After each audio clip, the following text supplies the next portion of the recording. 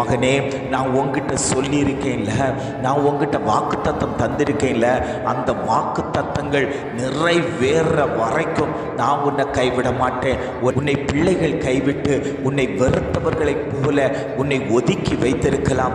உற்றார் உறவினர்கள் உன்னை கைவிட்டு விட்டிருக்கலாம்.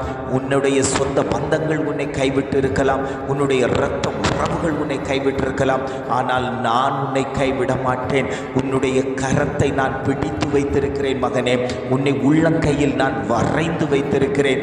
என் இருதயத்துக்கு ஏற்றவனாய், என் இருதயத்துக்கு ஏற்றவளாய் நீ இருக்கிறபடியால் நான் உனக்கு சொன்னதை செய்யும் அளவும் உன்னை விட்டு நான் விலகவும் மாட்டேன், உன்னை நான் கைவிடவும் மாட்டேன் என்று ஆண்டவர் இன்றைய காலை பொழுதில் ஒவ்வொரு ஜனங்களையும், இதை கேட்டுக்கொண்டிருக்கக்கூடிய ஒவ்வொரு தேவ பிள்ளைகளையும், ஒவ்வொரு தேவ ஜனங்களையும் பார்த்து ஆண்டவர் சொல்லுகிறார். ஆண்டவர் உங்களுக்கு என்னென்ன வார்த்தைகள் தந்திருக்கிறாரோ அந்த வார்த்தைகளை தேவன் நிறைவேற்றுவார். உங்கள் குடும்பங்களில் ஒரு வெளிச்சம் உண்டாக போகிறது.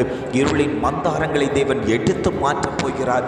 எந்தெந்த குடும்பத்தில் தடைப்படுத்தப்பட்டிருக்கக்கூடிய அந்த அந்தகார இருளின் மந்தாரங்களை தேவன் எடுத்து மாற்றி பிரகாசமான சூரியன், நீதியின் சூரியன் உங்கள் குடும்பத்தில் பிரகாசிக்க போகிறார் என்று ஆண்டவர் வாக்கு கொடுக்கிறார்.